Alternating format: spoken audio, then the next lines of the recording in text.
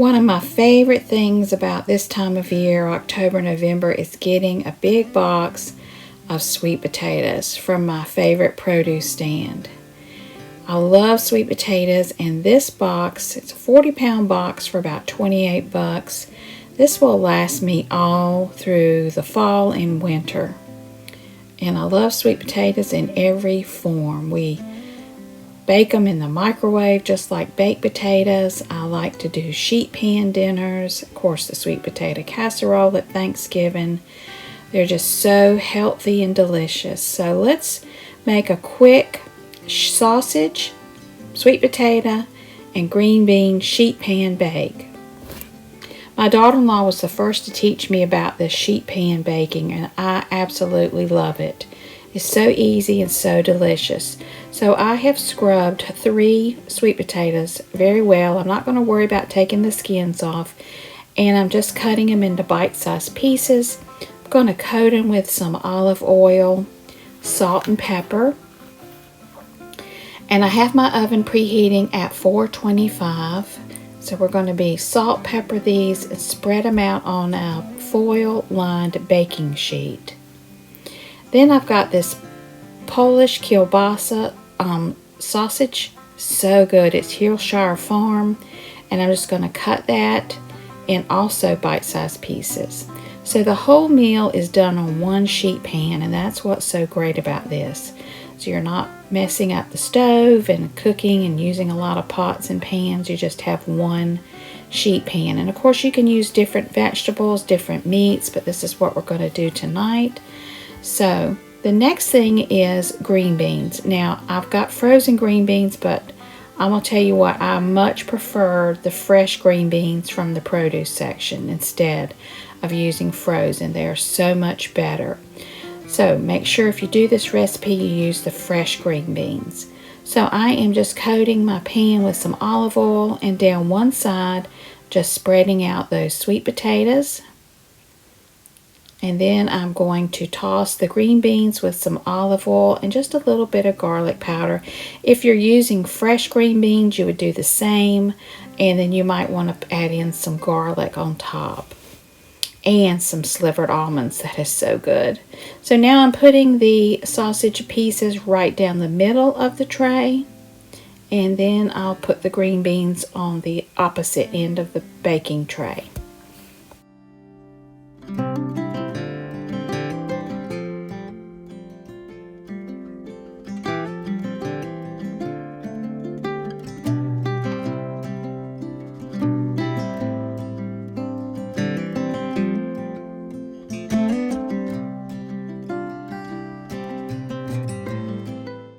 Now I did salt the green beans, and I'm going to add just a little bit of seasoning more to those sweet potatoes.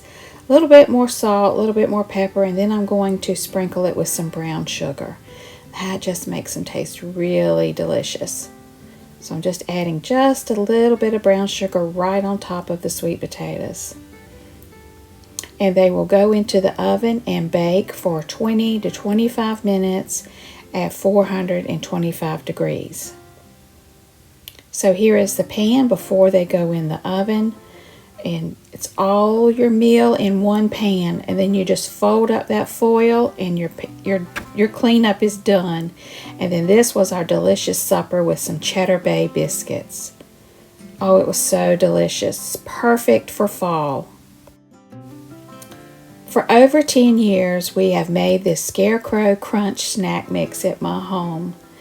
And it all began with my 2 little grandchildren coming over, and we made a big batch of this snack mix, and they absolutely loved it. Look at how cute they are. Well, 10 years has gone by, and that sweet little curly-headed girl is now 12. And she's adamant that we make it again this year. So we went to the store, and we got all the fixings. And it's such an easy little snack mix. It's honeycomb cereal, pretzels, you can put caramel popcorn in there. Everything that you like that's in a snack mix. You can put bugles. Of course, you got to have the bugles. They're so delicious. And then peanuts, a jar of roasted peanuts. And we're going to add in some potato sticks. That's my favorite. I love potato sticks.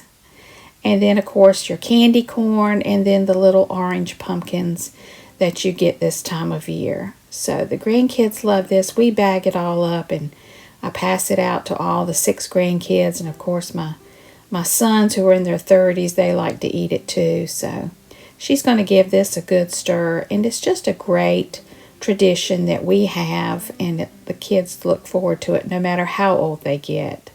So try some Scarecrow snack mix.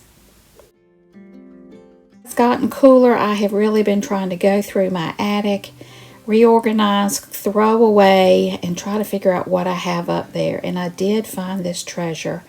I found a box of quilt tops, and I don't know how long they've been up there, maybe 7 or 8 years. So I've pulled those out, and I am going to, that beautiful white pinwheel quilt was made by my Aunt Billy. She passed away at 101, and it's absolutely in pristine condition.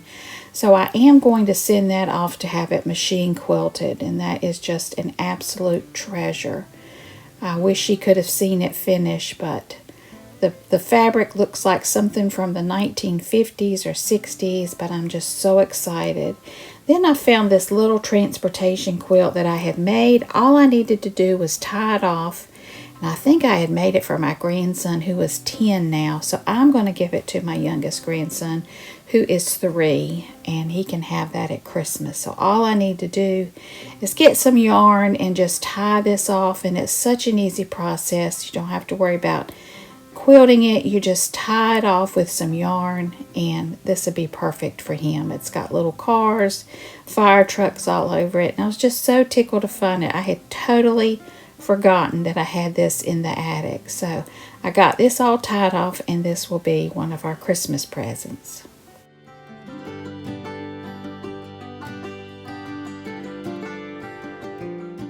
And also this week I decided to go ahead and make my pine cone fire starters and get ready for the winter season. I'm really looking forward to having a nice fire. And I picked these pine cones up for free, and all you have to do is dip them in some paraffin wax, and you've got excellent fire starters. So these came out of my son's yard. They're the perfect size. And I always try to get 2 or 3 basketfuls. This is the Gulf wax that you find at Walmart over in the baking section. It's paraffin wax, and it's perfect for dipping the pine cones in. So I have my wax container that I use for candle making, and I've got some water in a stock pot. I'm just going to bring this to a boil, and we're going to melt 1 box of wax.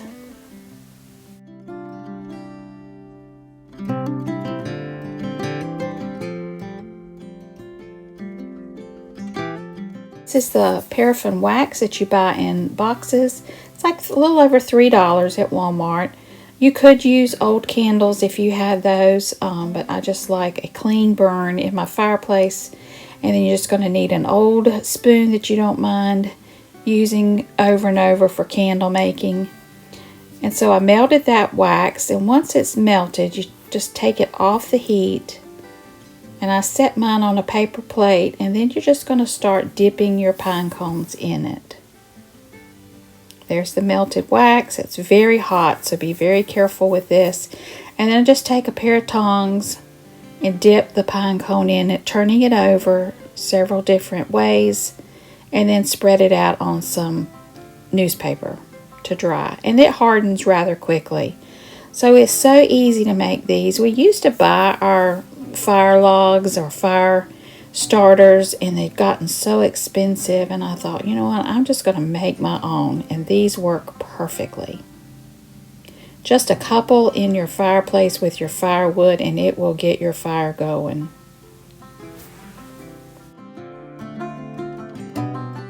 So here's a close-up view of what you do. You just take your pine cone, you just dip it, turn it over several times in the wax, hold it up, let that extra wax drain off, and then do your next one.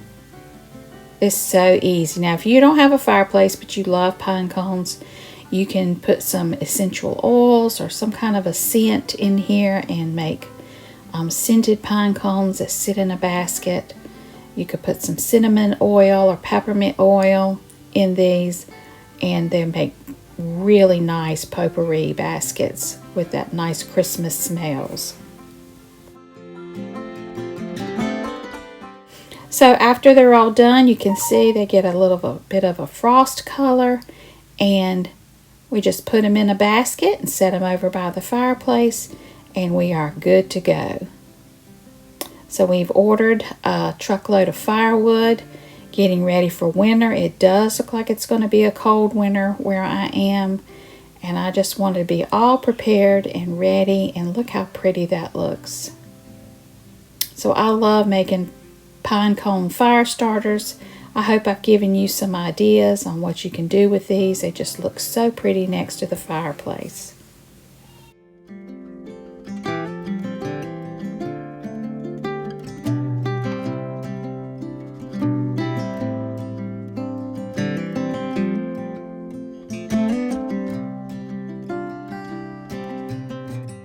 Congratulations to the winners of last week's drawing. I still need to hear from Better Living on a Budget, Tammy Perkins, Dawn Meter, and Mom DeCam. You need to let me know your address so I can get those in the mail.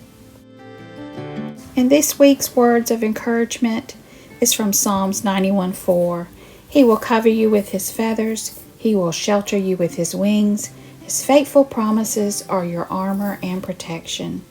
So I hope you all have a very blessed weekend. Thank you so much for watching. I've got a lot planned over the next 2 weeks, and I can't wait to share it with you.